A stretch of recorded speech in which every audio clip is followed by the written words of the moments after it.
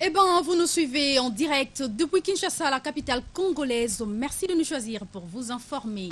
À la une de l'actualité, depuis vendredi, en Suisse, Aubin Minakou a été élu président des assemblées parlementaires francophones. Juriste de formation, le président de l'Assemblée nationale de la RDC, Minakou, a un riche parcours professionnel à suivre dans ce journal.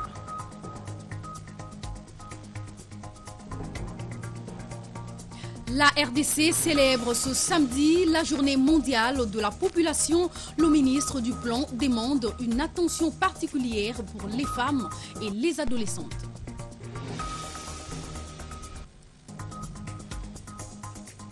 Vendredi a été une journée rose pour Jean-Jacques Muyembe. La nation congolaise lui a rendu un hommage solennel grâce à son combat contre l'Ebola depuis 40 ans. Nous sommes samedi 11 juillet, bienvenue à ce 12-13 sur la RTGA World. Nous l'avons annoncé en titre, Aubin Minakou, président de l'Assemblée nationale de la République démocratique du Congo, a été élu vendredi 10 juillet président des assemblées parlementaires francophones. Il était l'unique candidat de l'Afrique dont le représentant devait occuper ce poste. Créé depuis 1967 sur l'initiative de l'ancien président sénégalais Léopold Sédar Senghor, l'APF regroupe aujourd'hui les parlementaires de 18 pays francophones, une véritable machine de contrôle, des régulations et de propositions à adresser au gouvernement des différents pays par la promotion de la démocratie et d'un développement harmonieux et durable. Et puisque nous parlons de l'élévation d'Aubin Minakou, qui est une grande victoire pour le Parlement de la RDC en particulier et la nation congolaise en général, dans la délégation qui a accompagné le président de l'Assemblée nationale, nous avons réussi à joindre tour à tour les députés nationaux, Pius Mwabilumbayo, président du groupe parlementaire Terre d'avenir. Une grande dame s'est également exprimée à chaud sur cette élection. Il s'agit bel et bien de Geneviève Inagossi, qui fait aussi partie de la délégation congolaise en Suisse. Suivez-les tous, Jean au téléphone depuis hier, après l'élection d'Aubin Minakou. Formidable parce que le Congo, comme vous le savez, est l'un des plus grands pays, si pas le plus grand pays francophone. C'est la première fois qu'un Congolais va présider au destiné de l'Assemblée parlementaire de la francophonie pendant 2 ans.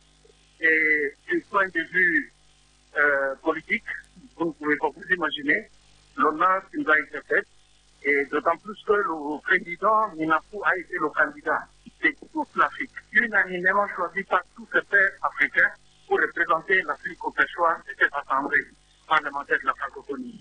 C'est une institution, c'est vrai, consultative de l'Organisation internationale de la francophonie, une institution extrêmement importante sur le plan international. C'est vraiment une joie à ce moment-ci.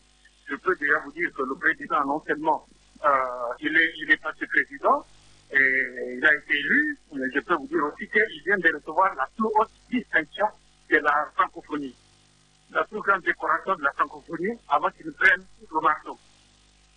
Il a été aidé par son prédécesseur, donc c'est vraiment formidable. C'est vraiment, nous sommes sous émotion là, et c'est vraiment une chose formidable. Une fierté, un grand honneur pour l'ensemble du peuple congolais et son chef de l'État, parce que à travers l'élection du président de l'Assemblée nationale de la RDC à la tête de l'APF, c'est une nouvelle vitrine de visibilité et de rayonnement de la RDC qui vient de s'ouvrir. J'estime que c'est une reconnaissance du travail qu'il a abattu à sa qualité de premier vice-président de la PF déjà.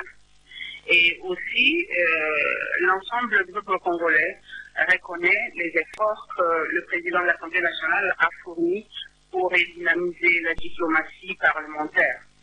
Je pense que ce mandat sera mis à profit pour accélérer la promotion des femmes, la promotion des jeunes, qui sont des leviers pour le développement de nos États respectifs. Et je souhaite aussi que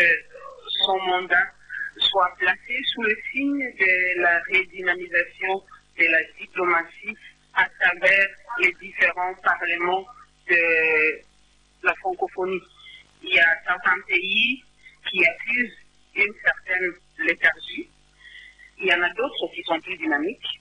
Je pense que le mandat du président Minaku permettra à ce que ceux qui sont réticents, ceux qui accusent de léthargie, rejoignent la grande famille pour le plan de développement de notre organisation. Et tout de suite, après ces réactions à chaud depuis la Suisse des honorables députés, on va à présent suivre avec vous ce portrait dressé sur la personne du président de l'Assemblée nationale récemment élevé à l'APF. Il est né à la maternité de Kintambo à Kinshasa, aujourd'hui député national élu d'Idiofa, dont le Bandundu. Minaku Njalanjoko est juriste des formations de l'Université de Kinshasa. Il a connu un riche parcours professionnel avant de se retrouver actuellement président de la Chambre basse du Parlement de la RDC. Patrick Mpezo Zanetti et Pamphile Kayombo reviennent sur la note biographique d'Aubin Minaku. Aubin Minaku Njalanjoko est né le 27 novembre 1964 à la maternité de Kintambo à Kinshasa. De parents originaires d'Idiofa dans la province du Bandundu, il débute ses études chez les jésuites à Kinzambi dans le Bandundu et ensuite chez les Salésiens à Imara au Katanga. Il obtient sa licence en droit international public à l'université de Kinshasa en 1989. Il est substitut et ensuite premier substitut du procureur de la République au parquet de grande instance de Kinshasa-Matete de 1990 à 1998. À partir de 1998, il est expert et conseiller de cabinet ministériel et ensuite du cabinet du chef de l'État. Dès l'an 2002, Aubin Minaku est chef de travaux à la faculté de droit de l'université de Kinshasa où il prépare sa thèse de doctorat en droit international. En 2005, il fait partie de la cellule de campagne de Joseph Kabila pour l'élection présidentielle de 2006. Il se présente aux élections législatives et devient député national la même année avant d'être réélu en 2011. Quelques mois plus tard, il prend les commandes de l'Assemblée nationale jusqu'à ce jour. On va parler d'autres hommages. Sachez que vendredi a été une journée rose pour le professeur Jean-Jacques Muyembe. La nation congolaise lui a rendu des hommages mérités hier à Gombe. Une véritable reconnaissance pour ses recherches scientifiques porteuses de fruits. L'homme a fait parler de lui grâce à ses recherches visant à combattre la fièvre hémorragique d'Ebola. Le combat de Muyembe contre cette épidémie a duré 40 ans, ce qui lui a valu le prix Christophe Mérieux 2015, lui décerné par la France. Reportage. Une procession académique des éminents professeurs et chercheurs congolais vêtus en toge, toute une expression pour vanter les mérites, saluer le courage et les performances professionnelles exceptionnelles réalisées par les chercheurs congolais Muyembe Tanfoum Jean-Jacques. Ces honneurs rendus en son honneur par la nation tout entière et la communauté internationale à travers le prix Christophe Mérieux 2015, lui décerné par la France, valaient leur pesant d'or. 40 ans d'investigation et de lutte contre l'expansion de la fièvre hémorragique d'Ebola, cette épidémie qui décime les populations, se mérite et se fête. Le ministre de l'ESU, le professeur Théophile Mbemba, n'a pas pu retenir ces mots en cette circonstance. Riche en couleurs, cette cérémonie d'hommage solennel a connu deux temps forts. Le premier, consacré aux séances académiques ponctuées des discours des autorités académiques, suivi d'une leçon académique du professeur Muyembe, qui a étalé son expérience dans la lutte contre cette épidémie durant 40 ans au front. La seconde partie de cette cérémonie a été marquée par des allocutions des officiels congolais, notamment ceux du ministre de la Santé, Félix Kabange-Numbi, et du vice-premier ministre, ministre du Travail et de la Prévoyance sociale, Willy Makiashi, représentant le premier ministre empêché. Ils ont tous salué le dynamisme et les prouesses réalisées par le professeur Muyembe dans le domaine de la santé et de la recherche scientifique, modèle de l'émergence pour la nation. Le professeur Muyembe a enfin reçu tour à tour des cadeaux de la part des différents officiels en signe d'encouragement. Un exemple à suivre pour les autres chercheurs censés être soutenus en termes de moyens par le gouvernement. Voilà, on va changer des registres à présent. Les populations vulnérables dans les situations d'urgence. Tel est le thème de la célébration de la Journée mondiale de la population. Le ministre du Plan, Olivier Kamitatou, a invité les Congolais à prêter attention particulièrement aux femmes, mais également aux adolescentes qui sont souvent confrontées aux menaces singulières du fait de l'absence de services de santé dans la reproduction dont cette catégorie de la population a besoin. Suivez. Le thème retenu cette année pour la Journée mondiale de la population est les populations vulnérables dans les situations d'urgence. Ce thème nous invite à prêter attention au sein de la population, aux femmes et adolescentes qui sont souvent confrontées aux menaces particulières du fait de l'absence de services de santé de reproduction essentiels dont elles ont besoin, particulièrement en situation humanitaire. En Afrique subsaharienne, on compte 12,5 millions de personnes déplacées internes depuis 2013. Et la République démocratique du Congo figure, hélas, parmi les pays les plus touchés, avec le Nigeria, la République centrafricaine et le Sud-Soudan. Chers compatriotes, au 31 mars 2015, la République démocratique du Congo présente un tableau alarmant de près de 2,8 millions de personnes déplacées internes selon le Bureau de la coordination des affaires humanitaires, soit plus de 7% de la population totale du pays. On compte également 4 déplacés sur 5 ayant abandonné leur ménage à cause des conflits et près de 80% de ces déplacés vivent dans des familles d'accueil. La même organisation OCHA renseigne que 1,5 million de personnes sont des retournées après une période plus ou moins longue de déplacement, grâce à l'amélioration de la sécurité dans leur localité d'origine. Ayant parfois tout perdu, elles sont tout aussi vulnérables que les déplacés internes. Et à l'occasion toujours de cette célébration, le Fonds des Nations Unies pour la population et le gouvernement congolais ont encore renforcé leur engagement commun en vue de garantir les droits à la vie des populations vulnérables de la RDC. Cet engagement conjoint a été réitéré à l'occasion de la célébration de la Journée mondiale de la population célébrée spécialement le vendredi 10 juillet par cette agence des Nations Unies à Kinshasa. Un reportage d'Astrid Mbouyi, Suzy Kibira et Francis Mondele. Un seul souci préoccupe le gouvernement de la RDC et la communauté internationale, à savoir mettre tout en œuvre pour promouvoir les droits des populations vulnérables. Un défi énorme à relever quant à la pleine satisfaction des besoins vitaux de ces populations à travers la République. Nous appelons la communauté nationale à redoubler d'efforts pour protéger la santé et le droit des femmes et des filles. Nous devons mettre les femmes, les adolescentes et les jeunes dans les conditions leur permettant de jouer pleinement leur rôle dans les négociations et la consolidation de la paix et le relèvement, et veiller à ce que les gouvernements se conforment au droit international et traduisent en justice les auteurs de violences sexuelles. Avec cette détermination, le gouvernement congolais aménage sa monture pour réussir l'exploit. Je sais qu'on parle beaucoup de 2016, le pays ne s'arrêtera pas en 2016. Nous devons continuer à travailler pour ne pas tomber dans un vide de planification, de vision.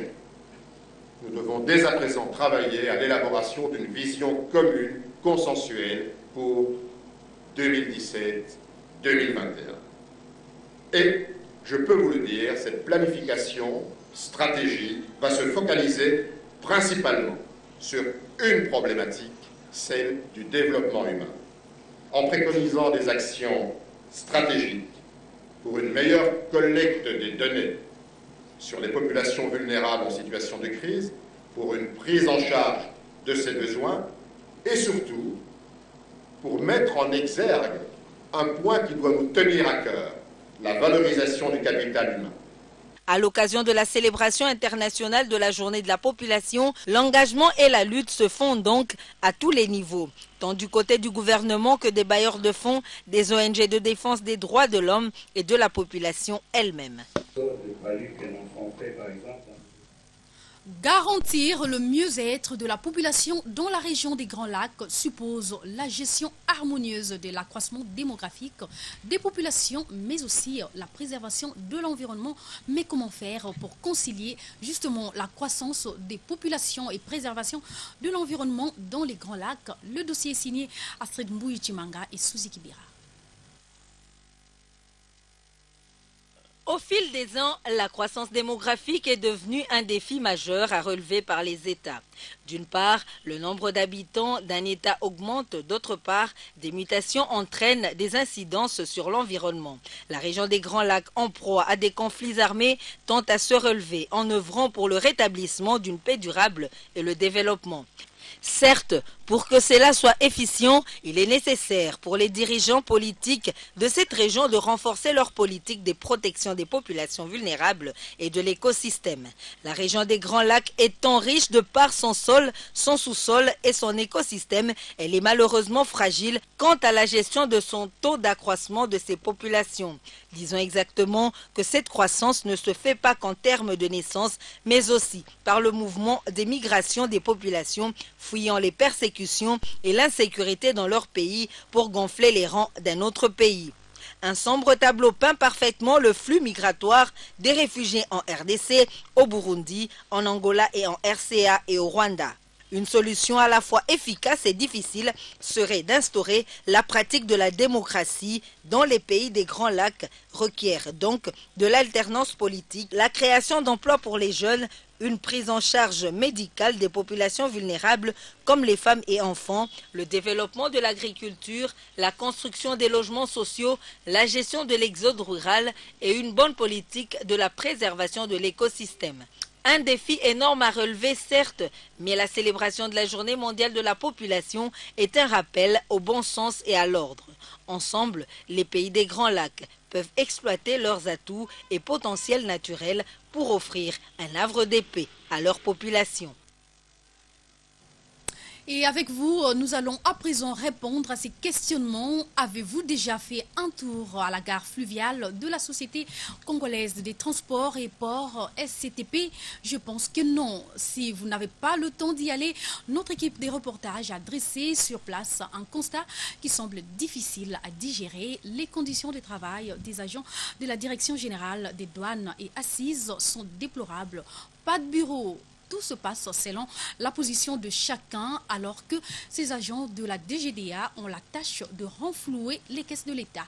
Tout un contraste. Magumbuku Muzembe et Patrick Isso nous en disent plus à ce sujet. Nous sommes à la gare fluviale de la Société congolaise de transport et de port, ici à Kinshasa, précisément là où se déroule le dédouanement des marchandises venues du Congo-Brazzaville à travers les baleinières et autres canaux de transport. À la douane, chacun est censé payer les taxes dues à l'État congolais. Mais les percepteurs de cet argent du trésor public travaillent dans des conditions un peu plus difficiles.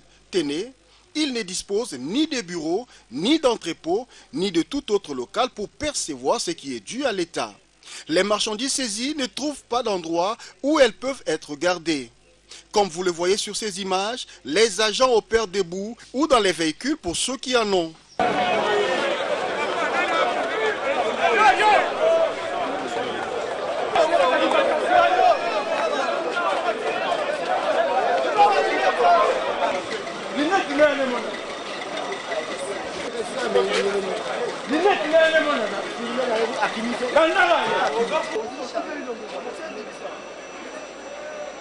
Tous les responsables de la DGDA rencontrés sur place reconnaissent cette faiblesse, mais ne peuvent rien face à l'indifférence de leur hiérarchie.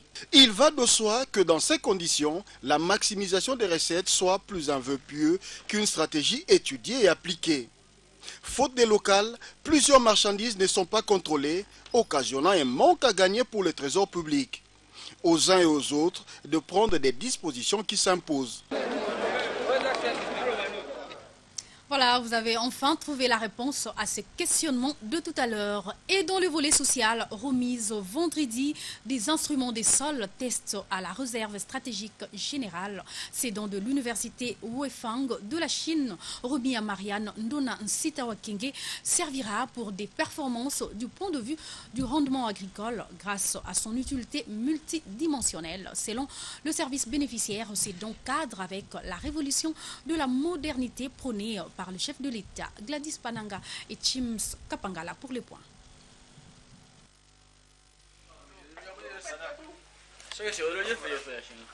Le partenariat et le dialogue sont les piliers sur lesquels se penche la directrice générale de la réserve stratégique générale. Ndona Marianne Nsitawakenge a reçu des instruments de sol test. Ce don de l'université Weiyang de la province de Shandong en Chine a une utilité diverse. Tester rapidement le sol par rapport au MPK, l'azote et le pH, faire des propositions par rapport aux cultures, indiquer la température du sol pour un bon rendement. C'est un instrument de potable. On peut l'utiliser au site, au chantier, aux fermes, directement, rapidement, donner échantillon et donner les chiffres, les paramètres de contenu dans le sol. Même les températures de sol et de l'eau, pourcentage de l'eau, tous ces paramètres. Ndona Marianne Nsitawakenge a remercié ses partenaires pour ce don avant de préciser qu'il s'agit de la révolution de la modernité dans divers domaines prônés par le président de la République. Il est normal que la réserve stratégique, qui est sous tutelle du président de la République, l'initiateur de la révolution de la modernité, puisse suivre cette ligne, c'est-à-dire, outre le volet social, se lancer également dans le volet modernité, nouvelles technologies. C'est ainsi que nous allons de par le monde, contacter les partenaires dans le cadre du volet de l'amélioration du social, dans le cadre des nouvelles technologies. C'est très important parce que ça étudie le sol et ça donne le moyen aux fermiers d'améliorer leur production. Le professeur Rei Pei Hua, directeur du département de recherche à l'université de Weiyang, formera des ingénieurs agronomes congolais sur l'utilisation de ce don. Et en province, sachez que les habitants de Kalemi, dont le Katanga, dénoncent la recrudescence des cas d'insécurité après l'assassinat d'un jeune homme par un homme armé. Leur est au deuil. Les autorités civiles et militaires de la place ont pris en charge les obsèques et promettent de mettre la main sur le présumé auteur du crime pour qu'il réponde justement devant la justice. Pour l'instant, les activités ont repris normalement dans les chefs-lieux de Tanganyika. La sécurité renforcée, la population appelée au calme, la vigilance et le respect des biens publics restent recommandés à tous. Mandela Longa Tutula est notre correspondant à Kalemi. Il a signé ce reportage.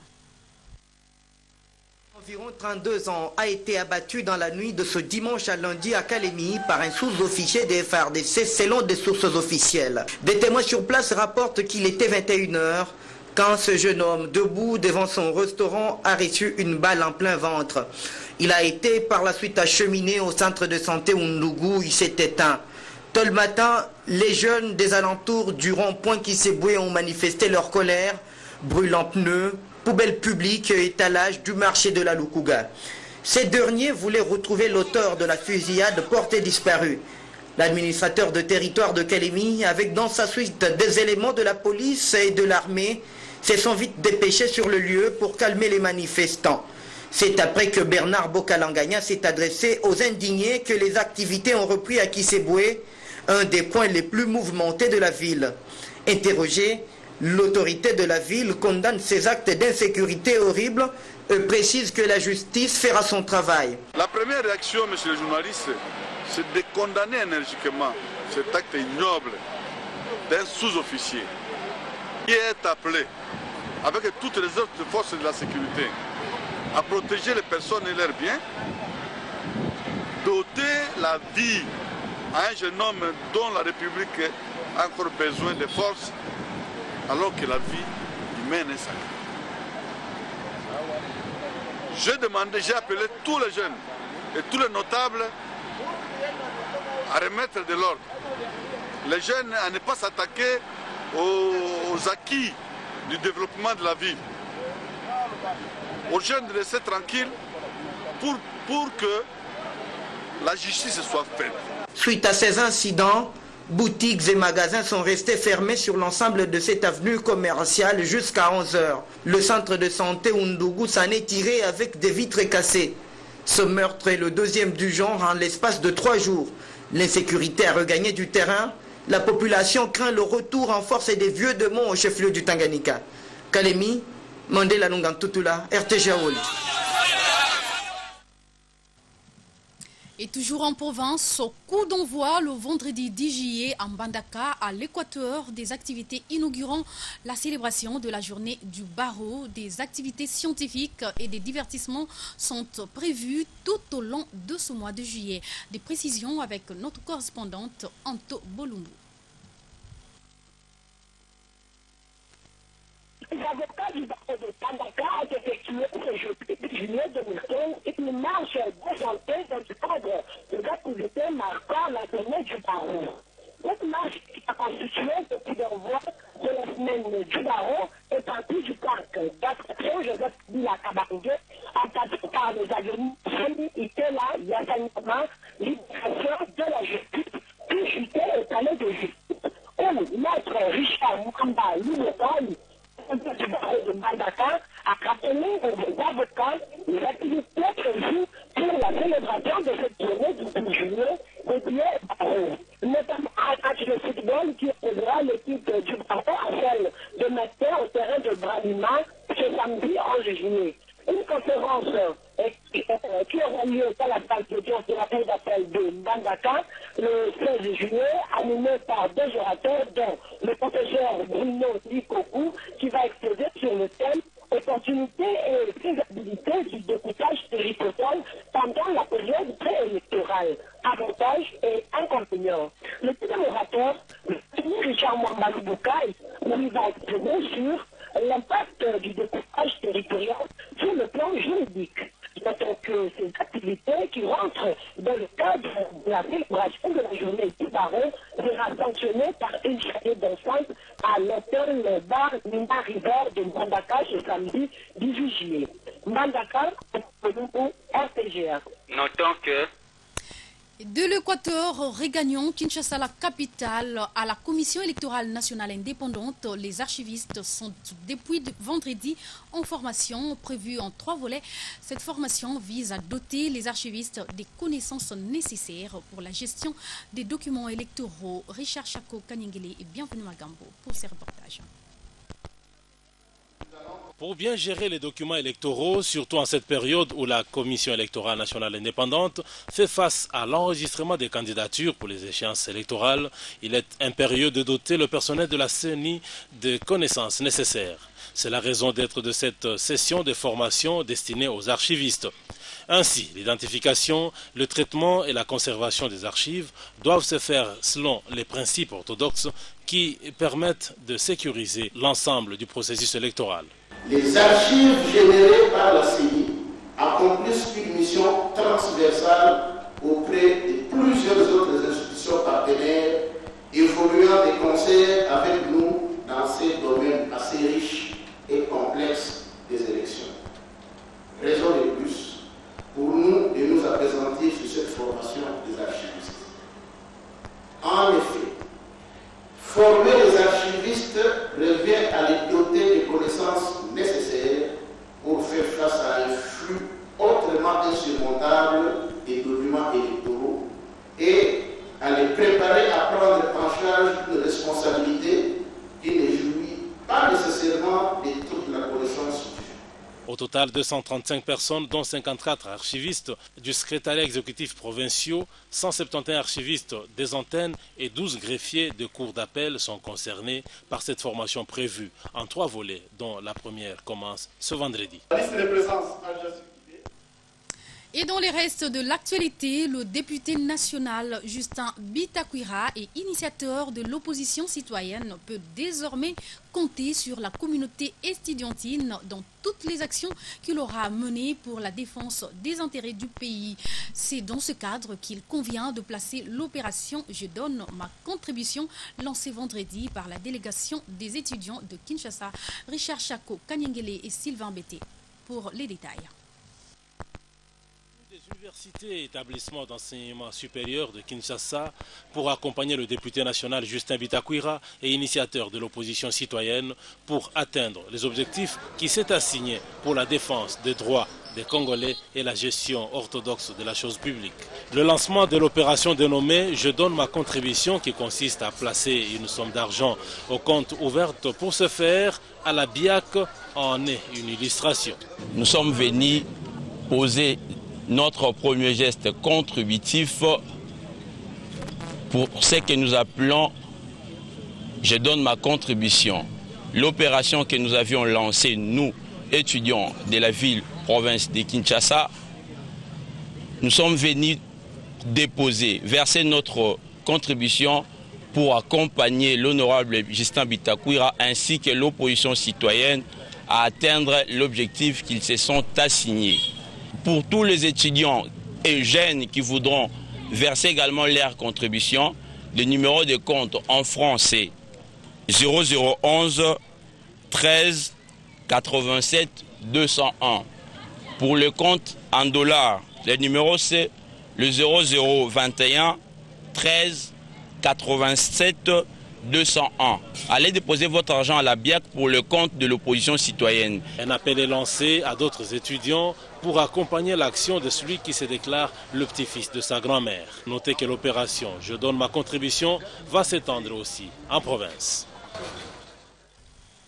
Et on va à présent parler de la traditionnelle opération hebdomadaire de la Société nationale d'assurance dénommée Jeudi sinistre. 6 716 000 francs congolais, c'est la somme réceptionnée par le supermarché Peloustor, indemnisé par la SONAS, sinistré suite à un incendie qui a ravagé une partie de ses installations et le groupe électrogène Peloustor a bénéficié de cette somme lors de l'opération Jeudi sinistre. Parmi les 152 dossiers traités et payés par l'assureur national, Souziki Bira Oumari et Chim Skapangala nous en disent plus.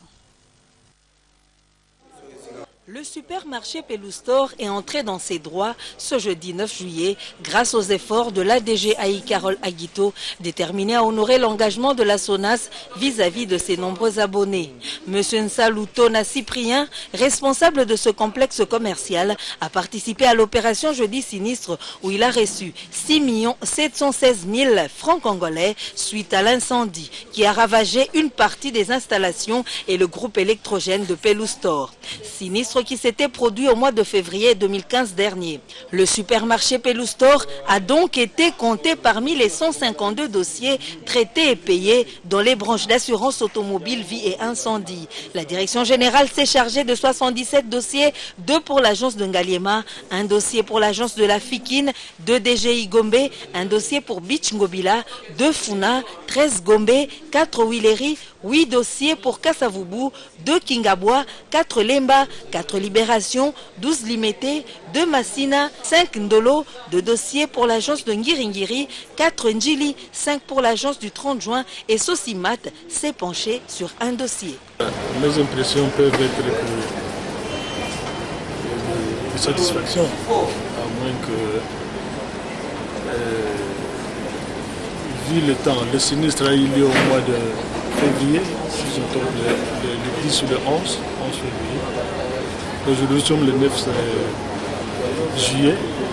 Je félicite la SONAS de la célérité. C'est eux qui ont mis pour indemniser aussi vite. Et surtout que le sinistre s'est passé devant la direction générale. Et ce n'est que je suis satisfait.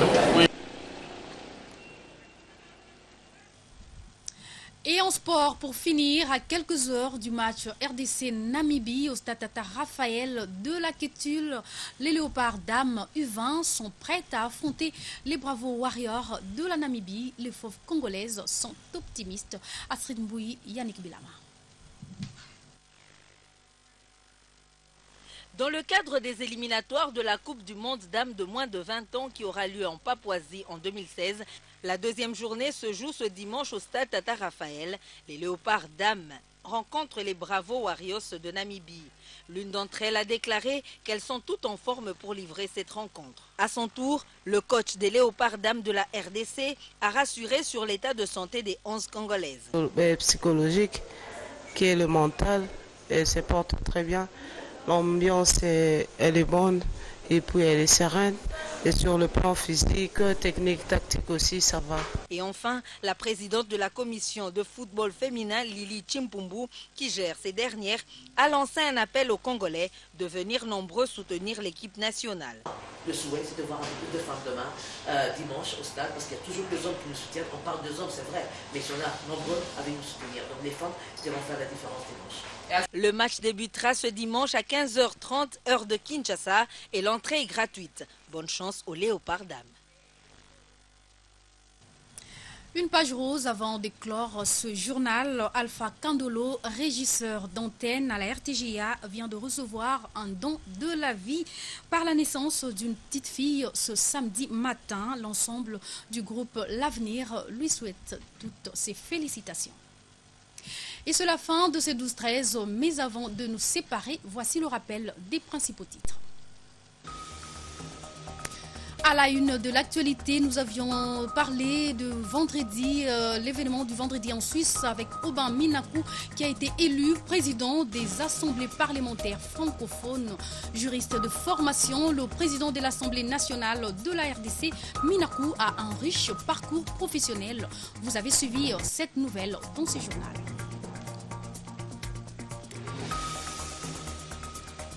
La RDC célèbre ce samedi la journée mondiale de la population. Le ministre du Plan demande une attention particulière pour les femmes, mais également pour les adolescents.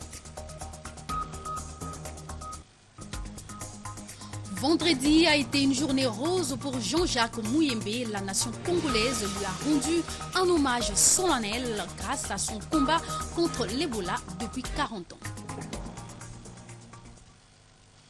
Et c'est pratiquement la fin de ces 12-13. Mesdames, Messieurs, on se retrouve à 14h pour une